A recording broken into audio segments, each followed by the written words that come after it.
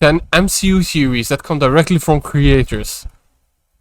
I love a good theory. Okay, seriously I love a though, good there's fan surely theory. no movie franchise in existence, save maybe Star Wars, that's invited as much passionate and downright Guaranteed. insane levels of debate Guaranteed. as the MCU. I am a Even part of that a insane. cursory glance online part of reveals that a insanity. treasure trove of fan theories about even the most forgettable MCU movies, ranging from the hilariously mundane to the ludicrously grandiose. Yeah, Yet man. fans having their outlandish Like, theories why about a was he playing superhero drums, movie not is piano? one thing, but what about when the creative minds behind these films get in on the fun themselves? These 10 theories were mostly Spider-Man suggested by the theory. principal I love it. creatives I involved love the with each Spider-Man movie, theory. typically the writers and directors, James though Gunn. occasionally the MCU's resident producer himself, Kevin Feige, All chimed hail our in to offer Overlord. his authoritative perspective. All hail our now, Overlord it's important to note KP. that none of these theories are officially 100% canon. Despite being the word of God, most of these filmmakers have stopped short of rubber stamping their theories for sure, Come allowing on, them to let's go. ambiguously exist in the background without ever needing formal confirmation on screen. Sometimes not confirming So a with that fan in mind, theory I'm Will is for What Culture, and the- here are the- 10 it's the fun MCU part. theories that come directly from Right. the creators. Number 10, Cap didn't live Cap didn't lift the Mjolnir to spare. Yeah, I know this. I believe this. I say this is so true. I say this is true. It's so something Cap would do. Mjolnir to spare Thor's feelings. Avengers Age of Ultron. One of the MCU's most enduring mysteries has been whether or not Captain America was actually able to lift Thor's He hammer was. Mjolnir or not He has during always Avengers been. Age of Ultron's party scene. Though of Even course we Thor saw knew Cap it. finally wield the hammer in Avengers Endgame, fans continue to debate whether Cap truly was worthy back in 2015. Even Thor given knew that he it. was shown He said it slightly himself. shifting the hammer when he attempted to lift Thor it. shit his But the pants over film's there. writer-director himself, Joss Whedon, Yeah, offered okay, up his well, own let's theory not to a talk about fan him. who asked him for an answer, telling them, quote, "Did he fail or did he stop?" Given that the hammer doesn't work He in stopped. degrees of He worthiness, you stopped. can either lift it or I you bet. can't, He the implication stopped. of Whedon's statement is clear, that Cap purposefully feigned an inability to lift Mjolnir in order to spare his pal Thor's feelings. When Thanos It's was so on a warpath Cap. in Endgame though, there was no time for such modesty, and then Cap we finally got got shit to to do. wield the magical hammer, this time to Thor's relief. That's where he said Number he knew 9, it. Baby Groot is original Groot's son, Guardians of the Galaxy. James Gunn broke the hearts of fans worldwide when he went to Twitter to decisively explain the mechanics behind Baby Groot's existence. I don't know this. Most fans simply assumed him to be a regenerated version of the original, mature Groot. Yeah, that's Gunn what I thought. confirmed that Groot from the first movie who sacrificed himself is indeed dead for real, and Baby Groot is effectively What? his son. What? To be clear, Baby Groot is not the same as the original, for even though he will presumably end up resembling the fully grown Groot Yeah, eventually, I he possesses expect none that. of that Groot's memories. I Number ex- I- 8, Thanos' sword was Oh my god. I so thought that was like that him. Like I thought Groot was like a phoenix. Oh my god. Thanoss' sword was made by E3. I don't know this. I don't know. Yeah, here's my non-Marvel fandom coming at me. made by Eitri, Avengers Endgame. One Who's of the few Eitri? distinct The- changes wait, is evident that, in Endgame's 2014 version of Thanos is that he carries around a I'm gigantic gonna shut up. double-edged sword, which during his battle with Captain America is strong enough to slice chunks out of Vibranium. Cap's vibranium shield, suggesting it's made of unearthly, exotic metal. expect On the it to be director's made commentary of for Endgame, unearthly, Joe Russo floats his own godly theory about materials. the origins of the colossal weapon, remarking, quote, Ye- "Well, Thanos clearly knew of Eitri." The Yeah. implication is, of course, that Eitri, the king Isn't of the he dwarves who created both destroyed the his Infinity place? Gauntlet and Stormbreaker, built Thanos' huge sword. Makes Better sense. still, Endgame screenwriters Christopher Marcus and Stephen McFeely quickly concurred with Russo, providing fans with an explanation that's about as canonical as they get, It makes perfect even sense. if it's technically not official. Number 7, Makes perfect Peter Parker sense. met Tony Stark I wanna fan about this, but it makes perfect sense because Thanos knew about him. He made stuff for him before, and he was kind of like the king of the dwarves was like under Thanos' thumb. So like, you're gonna do this, alright, kick your ass. Peter Parker met Tony Stark. I don't care what anyone says. I want to believe this till I die. Mark as a child. I want to Iron Man believe 2. they planned this. A fan theory started doing the rounds in 2017 that Peter Parker actually had a cameo in the MCU many years before the character was ever introduced. I want to believe they planned The this. theory dictates that Parker was the And young no one boy can who tell me stands his Marvel ground against a hammer isn't drone at capable the of Stark planning this 10 Expo in years Iron ahead. Man 2. Between the expo taking place in Parker's home borough of Queens, the ages lining up perfectly, Yep. and Peter obviously having an interest in science from a young age, And the it Stark slots fanboy. together very neatly. It wasn't long before Tom Holland confirmed the theory himself, but things got even more interesting when Spider-Man Homecoming's director John Watts declared that he'd actually come up with the theory himself while in pre-production on Homecoming. Good Number job. 6, Loki was mind-controlled by Thanos, the Avengers. This theory No. No. Yes. No. about the original Avengers movie wasn't fielded out by Joss Whedon or Kevin Feige in a random interview, but quietly introduced by Marvel as a whole in a way that fans barely noticed. But some certainly How? did, as perusal of Marvel's official character bio for the MCU's Loki seems to confirm that he was himself subject to the very same mind control he inflicted on others through the scepter given to him by Thanos. No. The bio says, quote, "Gifted with a scepter that acted as a mind control device, Yeah. Loki would be able to influence others. Unbeknownst to him, the scepter was also influencing him, fueling his hatred over his brother Thor and the shit. inhabitants of Earth." Loki's Oh, inherent penchant for shit. mischief was amplified Oh. by the scepter, and it totally vibes with the fact that Loki seems to cool off his villainy in subsequent movies Oh, once the Mind Stone is taken out the equation. Not all fans are 100% convinced that a listing on a Marvel website counts as canon, as there's little oversight regarding who writes these entries, but it all makes sense But in it the world, makes so it's sense. incredibly easy to believe. Number 5, the Hulk shit. wasn't scared of Thanos, he was tired of helping Bruce. Fuck off. Hulk was shitting his pants. He's shitting his purple pants.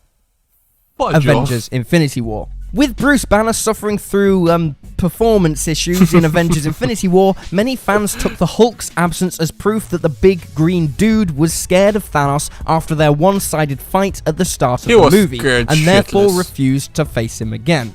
But on the director's commentary for Infinity War, Joe Russo, who didn't write the movie, remember, offers up his own thoughts on the Hulk's refusal. Quote, "What makes him unique as a character is there's a host body that is being fought over by two distinct personalities Yeah, who okay. hate each other, That's true. and both want control of the host body. So we thought an interesting direction to take him in is what if Banner, who typically uses the Hulk to solve crisis situations, what if the Hulk were no longer interested in solving those problems for Banner? But I think ultimately what it is that he's tired of playing hero to Bruce Banner. The theory, of course, Ah, that makes perfect sense. I hate that makes sense. dovetails quite neatly into Endgame's fusion of Banner and Hulk, where after 18 months in a gamma lab, he's able to put the brains and the brawn together. It's not- Number 4, Talos knows He's got the biceps, but he ain't no Hulk. Like, I wouldn't trust Mark Hulk in any fight. Wait, am I saying stupid shit now? How was he in Endgame? No, he was taken out in Endgame. He didn't fight in the final battle. No, I would never. I want the original Hulk in a fight. Talos knows about the multiverse. about the multiverse, Spider-Man Far From Home. And now for by far the freshest theory on our list, How coming would to light he following know? the release of Spider-Man Far From Home, Oh. and the climactic post-credits reveal that Nick Fury and Maria Hill were actually Skrulls, Talos, and I Soren never in expected that. disguise, I never expected respectively. that. Naturally, the film's treatment of Mysterio seems to imply that the multiverse he and Fury spoke of doesn't actually exist. Yeah. But director John Watts has a rather different perspective on the matter, and one that revolves I was entirely so happy around when they said Talos multiverse in that masquerading as movie. I Fury. thought finally Quote, it's here. I do think about the multiverse thing. People were really excited about it, and we're I'm not one of saying them. that there couldn't be a multiverse in this movie. We're saying that what Jake is saying, what Mysterio is saying in the movie, is bullshit. But there's something that I think about is the fact that Nick Fury, who's actually Talos, completely believes this story about the multiverse. It makes me wonder, now this is off the book now, but like, does that mean that Talos is aware of some sort of multiverse? But he seems to accept it. This is of course pure informed conjecture on I mean, to be fair, like, seeing someone like Mysterio, the Elementals, most people would just go, Okay, yep, I'm gonna believe you. On Watts' part, but the logic tracks pretty solidly that Talos, as Fury, wouldn't blink at the mention of the multiverse if Those he knew purple eyes. that it did in fact exist. I don't know. Number 3, I don't the believe Infinity that. Gauntlet is used by wishing Avengers Endgame. The precise mechanics of the Infinity Gauntlet aren't ever really made clear during either Infinity War or that's true. Endgame, It's never beyond its explained how potential to to wreak use. major havoc Except or bring if you about snap your miraculous fingers, repair, everything depending on goes who away. might be wearing it. But in post-Endgame, the Russos have discussed the nature of the Gauntlet at considerable length, What a while scene. offering up their own opinion on quite how it all works. For starters, when asked about how Tony Stark was able to obliterate Thanos' army without killing 2014 Gamora,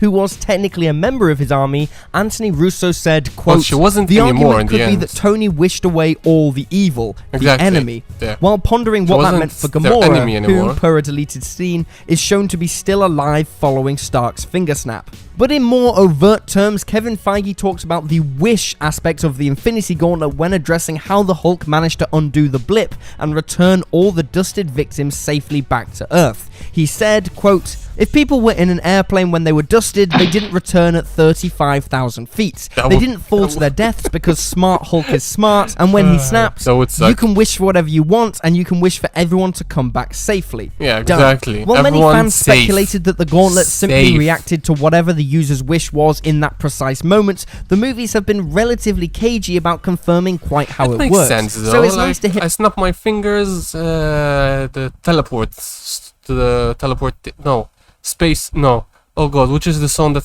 teleports you? Is it space stone? Snap my fingers. I wanna be in Hawaii. There, snapped it. I want Hawaii. It's like what you think. What you think. It's like when you wish a genie. You have to be very specific with what you say. I want. You can. I wish. Go watch Aladdin. a response that's as close to as official as you could ask for. Number 2, there were always 2 Caps in the MCU. Captain America Civil War. I believe this. Surely I believe the this. most debated aspect of Avengers Endgame is the ambiguity over Steve Rogers I believe traveling this. back in time to live out a happy, normal life with Peggy Carter. And he deserves Did he it. end up living out his life in the original MCU timeline, or did he create a parallel timeline by traveling back? Amusingly, the Russo brothers are completely at odds with screenwriters Marcus and McFeely on this, for while the Russos believe that Cap had to create a new timeline in order to live out his life, the writers have a very distinct theory about how the original timeline could juggle 2 Captain Americas at once. Quote, "I would like to believe that..." I would explain it like original Cap timeline was created parallel with the MCU. They stayed going like this until this moment Cap went back and then they converged back. I would say it's like that. through some sort of bullshit time loop paradox, throw in the words you use when you're bullshitting science in a movie, some sort of quantum paradox, that there are indeed 2 Captain Americas in the MCU timeline, that Steve Rogers, who looped back in time, has therefore always been there, and that he's living somewhere else in the movies you're watching. He's just and watching what I all of really his like to friends believe kick is there's an ass. old man sitting in back at Peggy's funeral in Civil War, and that's old But Steve there's Rogers. also the old scene that everyone kept saying in the Civil War, Peggy's funeral. He was one of the funeral bearers, the one carrying the casket. He was like 3 on the left, he was on the 3rd bottom, 3rd on the right, 3rd farthest back. Everyone always said that's Cap.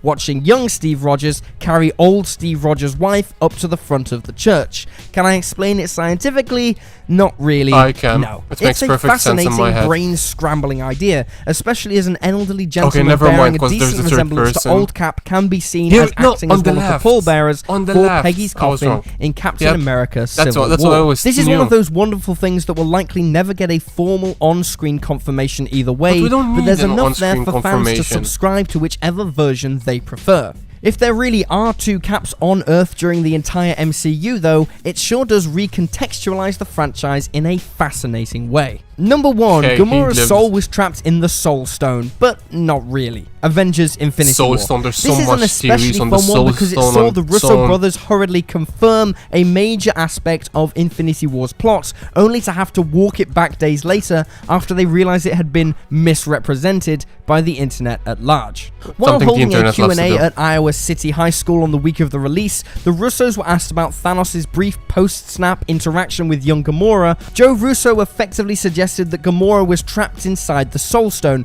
which many fans interpreted to mean the pocket dimension from the comics known as Soul World. But following the online hubbub over what this implied for victims of the snap, that they were also sent to the Soul World That's rather not than what I actually think. being Where's erased Black from Widow then? existence, Russo had to offer a corrective to his prior remark. Quote, "That moment when he clicks his fingers sends him into the ethereal plane inside of the Soul Stone where, as a part of his quote-unquote hero's journey in the film, he has one Hero's last journey. moment to convey a sense of guilt about what he's done. It illustrates what a complicated character Everything. Thanos is. So, to clarify, it's a spiritual representation of her, and obviously that's something that the Soul Stone has the power to do. I wouldn't read much more."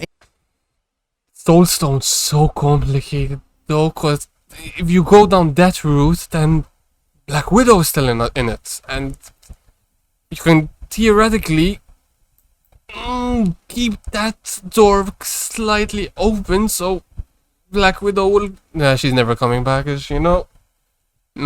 Scarlett doesn't want to work with Disney anymore.